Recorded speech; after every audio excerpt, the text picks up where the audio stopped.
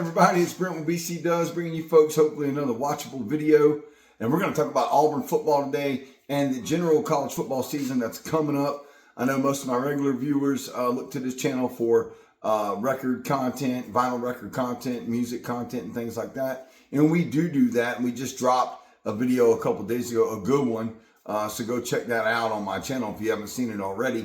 But we also talk college football. And during the college football season, which kicks off tomorrow, I'm recording this on Friday night, we talk a lot of college football. We talk a lot of trash. We talk a lot of facts. And tonight, I thought we'd get into what's going on with Auburn. It'd be the millionth and one take on it. I know I'm late to the party on that. A couple key things that's going on with Auburn. And we're going to have videos from now on out through the college football season. There'll be a lot of shorts on Saturday. I like to do my shorts on Saturday, my rants and whatnot. But let's get right into the video today. If you like this kind of content, football, sports content, music content, smash that like button, man. It's absolutely free. Doesn't cost you a dime. Helps me. And feel free to subscribe to the channel if you feel so inclined. I recorded, with full transparency, I recorded a video last night. I realized I had made a couple of mistakes on my video, and I wanted to go back and just re-record. So that's what we're doing now. But let's talk about this real quick.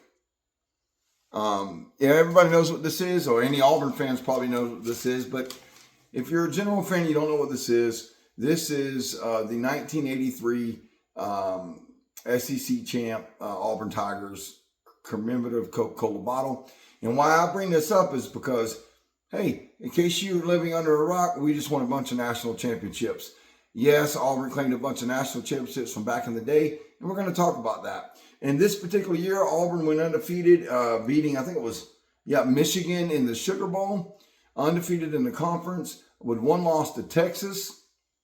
I think it was Nebraska, that won a national championship in '83. I don't know. But this is one of the years that Auburn was claiming that they won a national championship. And,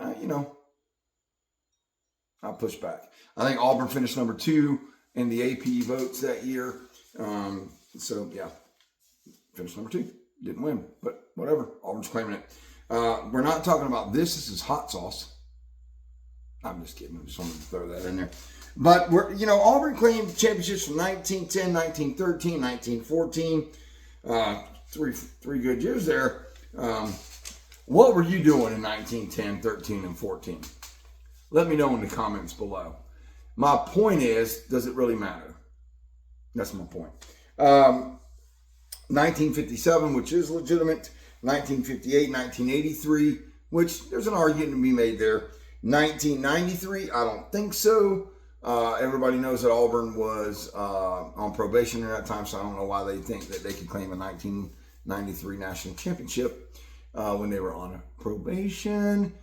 They did go undefeated in 1993. And the one that most people are going to talk about, obviously, the 2010 national championship, played for another one, 2013, came close. Going to the playoffs in 2017 is the 2004 team, which, in my personal opinion, Auburn should claim that championship. They should have claimed it years ago. I don't know why they waited so long. The moment that USC had to vacate that national championship because they was pay to play with Reggie Bush, Auburn should have took that. And I think that the BCS, which was still around at that time, should have given that to Auburn. And, if anybody has a problem with Auburn claiming the national champion, championship in 2004, leave in a comment below. But leave an educated comment, and I want to know why you truly believe down in the comments below why Auburn shouldn't claim that 2004 national title. I mean, USC, I believe there were 3 undefeated teams that year. It was Auburn, USC, and Oklahoma. USC played Oklahoma. USC beat them by like 1,500 to nothing. Now it was like 50-something to 10 or something like that. I can't quite remember. Auburn played Virginia. Auburn was left out of the championship. Ended up playing Virginia Tech in the Sugar Bowl and won that game. Fast forward 2 or 3 years down the road, NCAA claims that, they have to vacate that championship in 2004. USC does because of pay to play for Reggie Bush. So nobody gets it. I mean, that's bull crap. First of all, the fact that you left an undefeated SEC team out in 2004 is bull crap in and of itself. We're talking about a team that had just the offensive backfield was Jesse Campbell, Ronnie Brown, Cadillac Williams. I mean, come on. There were a ton of other great talents on that team, like Courtney Taylor played on that team. And I'm sure I'm forgetting a lot of defensive talents in there.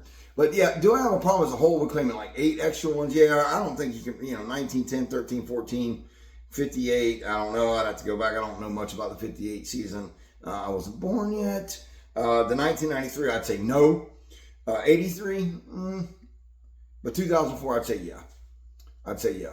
And it would be nice. It'd be so lovely to go into Jordan-Hare and see a banner for 2004, 2010, 2013 if they would have won that in 1957. I mean, we'd be talking about with the upper tiers maybe then, But I'm okay. You don't have to talk about Auburn with the upper tiers. Uncle Lou came out. Shout out to Uncle Lou. He's one of my favorite YouTubers out there. I love his content. I love his rants. I love how agitated he gets. If anybody watches Uncle Lou, everybody knows Uncle Lou's a Georgia fan. I'm an Auburn fan, obviously. He had a take on this. And to Uncle Lou's credit, he did mention that Georgia did the same thing back in the 80s. And Alabama's done the same thing a bunch of times. And a bunch of teams have done this. But he also went on to say, but it seems like every time teams are doing this kind of stuff is when they're down. And, he's right. When Alabama claimed all those extra national championships, Tommy Tuberville was walking Alabama up and down the field spanking his butt. Tommy Tuberville owned the Crimson Tide, something like 7 straight wins or 8 straight wins or something like that. And then Georgia did it when they were having really bad years in the early 80s. But it is a way for the ADs of these schools to build hype when there's nothing much left to hype about. And let's be honest, right now, Auburn hasn't had a lot to talk about since, really 2019 season. There just hasn't been a lot there. And we're going to get into that in this video. Other games that are going on, we have Farmageddon coming up on Saturday over there in Ireland with Iowa State and Kansas State there. And I look for Kansas State to win that game. I'm probably going to put my money on Kansas State in that game. I don't know why. I just am. It's basically a pick 'em. Vegas has got it at -3 for Kansas State. Neutral site. Maybe I won't even bet this game. You got UNLV versus Idaho State. And Stanford, I think, plays Hawaii all on Saturday. And there's another game, too. I can't remember what the game is. But, yeah. Let's talk about Auburn and kind of what's going on with Auburn. Shout out to Auburn, by the way. They did get a big win against Ohio State yesterday and landing 5-star safety Braylon Womack. It's a huge deal for Auburn, man. A huge deal to get a player like that.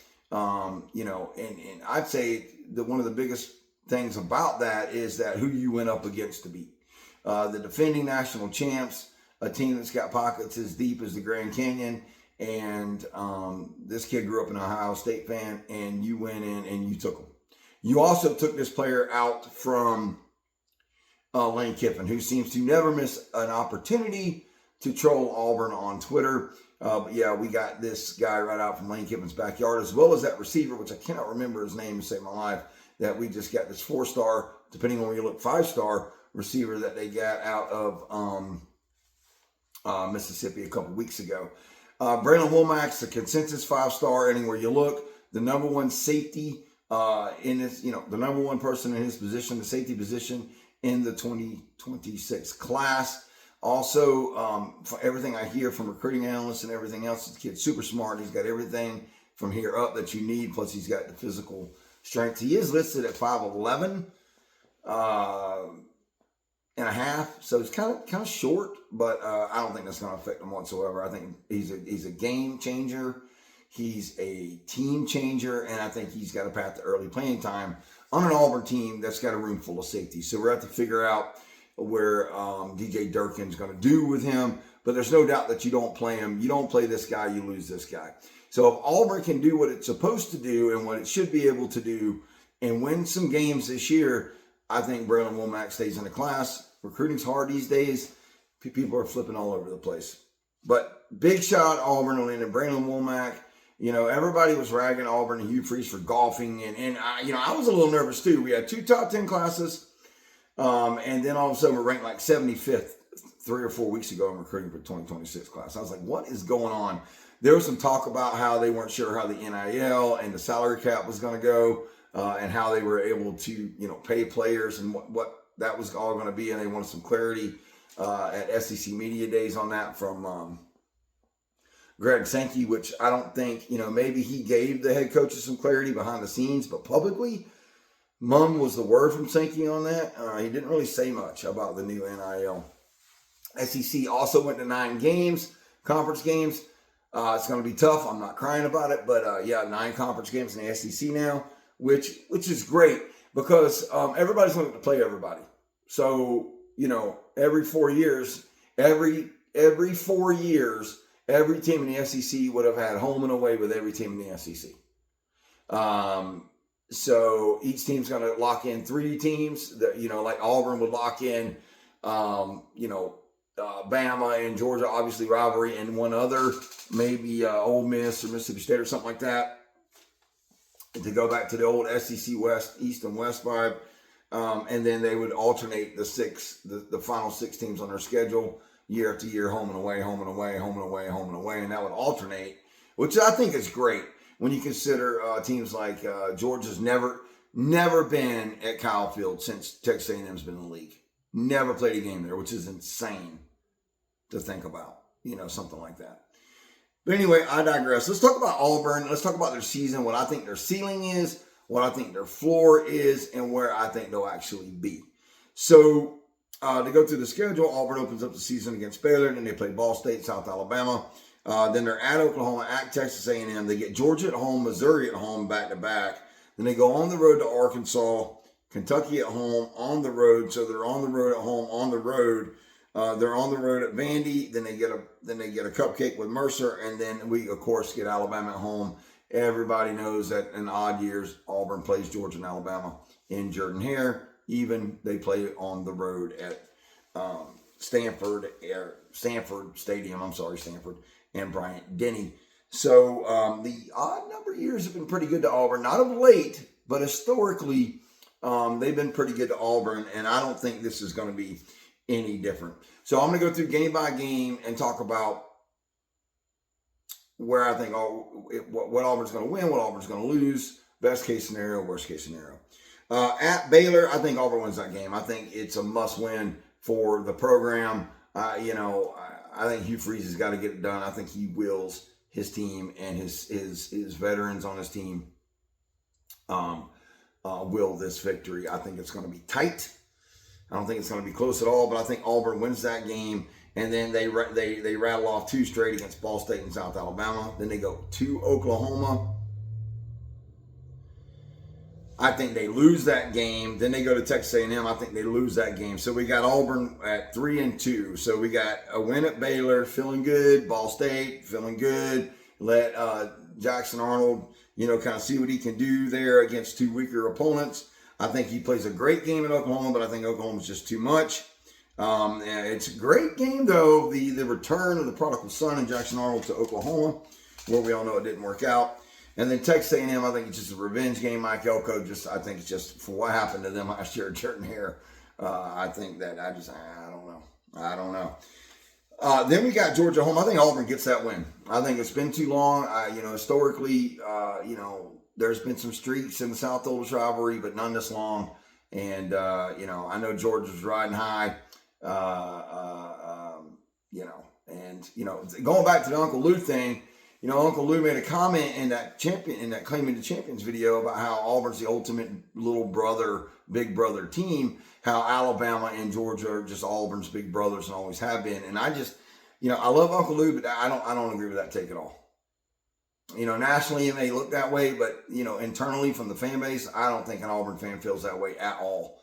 There were, for Georgia and Auburn to play 115, 118 times, whatever it is, there was a point 5 years ago or 6 years ago where that series was tied like 51-1 or something like that. So how could you say that Georgia's Auburn's big brother? SEC championships, I think they're relatively close in that. National championships, Georgia's got one more than Auburn, I think. And we're talking about giving Auburn 2004, so I think they're even on that. Of late, Georgia's had Auburn's number, but they've also had a lot of people's numbers. So there's that. The Alabama thing, I mean, come on. Yeah, Alabama owns the record of the rivalry, sure. But we're talking about, Auburn's playing against, people like Bear Bryant and Nick Saban. I mean, who didn't have a losing record with Nick Saban? Georgia, do you have a losing record against Nick Saban, or do you just have a losing record against Alabama in general? Georgia just cannot beat Alabama to save their life, and I don't know if they ever will. So when you're making jokes about big brother, ultimate big brother, little brother, maybe Alabama's your big brother there, Georgia. I don't know. We recruit in the same circles, all of us, the same triangle. Y'all can't beat Alabama. We beat Alabama on occasion. We beat Georgia on occasion. So who's the little brother? Is it Auburn or is it Georgia? Food for thought. I think Auburn beats Georgia. I think the confidence from that game, they're also retiring Cam Newton's jersey that night. I'm going to try to get up to that game, actually. I try to go to one game a year. That's the game I want to go to if the tickets aren't $1,500 a piece. They got Mizzou right after the Georgia game. I think they win that game. They go to Arkansas. I think Arkansas is sneaky good, but I think they win that game. Kentucky at home. I think Kentucky's terrible. They win that game. At Vandy, there's no way Auburn's losing Diego Pavia 3 years in a row. No freaking way. Or 3 times, I should say. No way. It's just not happening. I think Auburn beats Vandy. They think they beat Mercer. And I think they lose to Alabama in a close game. So where I think the middle is that Auburn is 1, 2, 3, 4, 5, 6, 7, 8, 9, 9-3. That's where I think Auburn's going to be. And depending on how things shake out, with this 12-team playoff, that could be a playoff team. Best case, that's the middle. That's the most likely for me. Best case, Auburn beats Baylor, Ball State, South Alabama, splits the Oklahoma or Texas A&M game, wins one of those. Beats Georgia, Mizzou, Arkansas, Kentucky, Vandy, Mercer, and you're staring at the Alabama game with one loss. You can lose that game, win that game, and potentially get to the playoffs.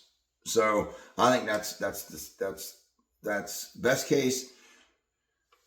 Worst case is Auburn starts the season, loses to Baylor. Let's just say hypothetically that happens.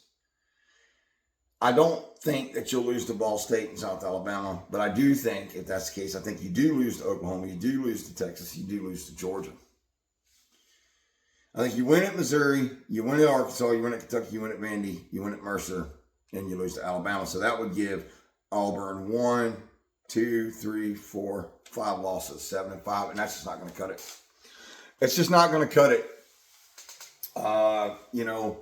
Hugh Freeze, hitched his wagon to Peyton Thorne last year, didn't go after a transfer quarterback, and that's on him. That's on him. And I would like to know what Hugh Freeze saw in Peyton Thorne to make him hitch his wagon to him and not go after a quarterback. He had all the confidence in the world in Peyton Thorne. It just, everybody and their brother that wasn't Ray Charles could see that it was not working. And then the play calling wasn't working either. How many times did we see last year Jacquez Hunter in the red zone and not a ghost? And he's just a ghost, doesn't touch the ball. It was infuriating, some of the red zone play calling. It kind of reminded me of Gus Malzahn a lot. And I don't know if Hugh Freeze and Gus aren't cut very similar from the same cloth in their offensive schemes. I think that they are. I think they're very similar. But that getting fancy around the goal line when you got 1,000-yard back and Jacquez Hunter, especially in an Alabama game. Peyton Thorne throws the ball away on a 4th down out of the back of the end zone to keep him getting sacked in the Alabama game. Who does that? That's who you hit your wagon to. You could have thrown it in the end zone to give your receiver a chance, and even if it was intercepted, who cares if it was intercepted in the end zone? That's kind of what we were dealing with Peyton Thorne. He just was rattled all the time. He just did not have the it factor. Which brings us full circle to Jackson Arnold. I've heard a lot of negativity about Jackson Arnold. And to be honest, I don't know what to think about Jackson Arnold. I have no clue.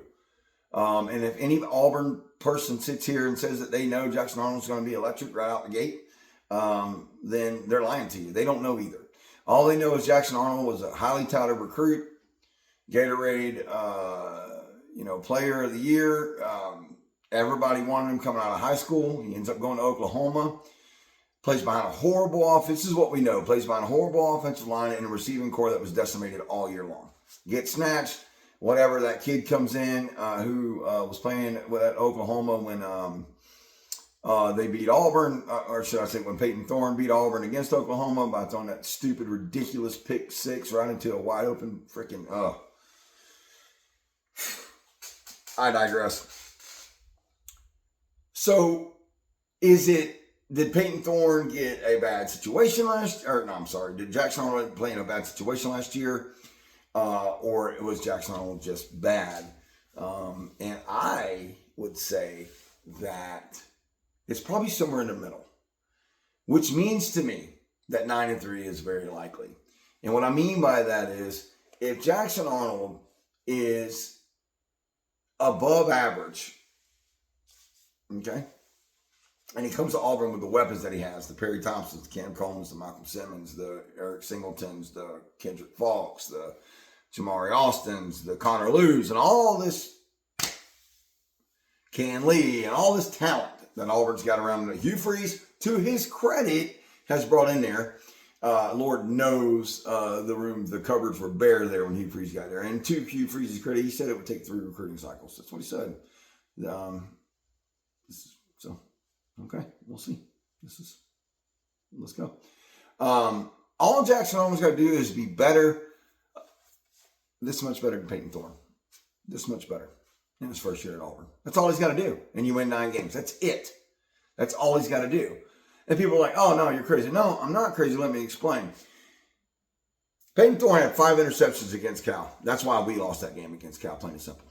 5 interceptions against Cal. You're not going to win any football game throwing the ball away 5 times. And that game was still close, and Peyton Thorne threw it away 5 times. So that tells you, if Peyton Thorne would have just took care of the football and been halfway decent, Auburn would have blown Cal out of the water.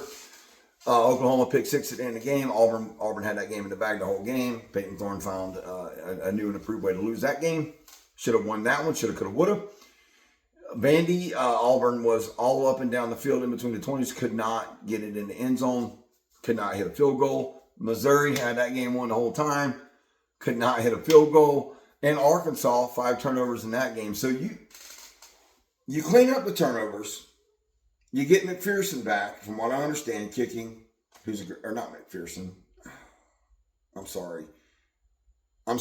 Auburn place kicker. I'm sorry, I can't remember your name. After you had that horrible injury or sickness, illness all year last year, I apologize. But you get your kicker back.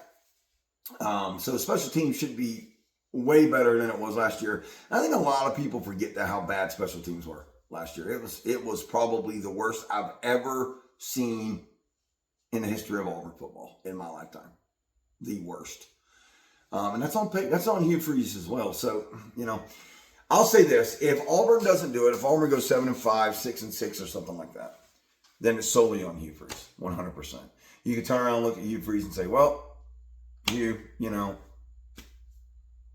let him go? I don't think you let him go, but I think then the writing's on the wall, and you look at, it's got to be the quarterback. It's got to be the coach. So anyway, that's kind of all I got. I hope I covered everything that I wanted to cover in this video. I always watch these videos back when I get done recording them so that I can see. I appreciate all the people viewing. I appreciate the subs that I have right now. Like I said, just a reminder, smash that like button. Feel free to subscribe to the channel. It's free. I look forward to this college football season. I'm super excited. There'll be some shorts on my video. There'll be some shorts on my channel tomorrow before the Kansas State, Iowa State Farmageddon tomorrow. And then hey, who's staying up late watching Hawaii? This guy. That's him. Love college football. Love it, love it, love it. Love the fall. That's all I have for now. We'll see you on the next one.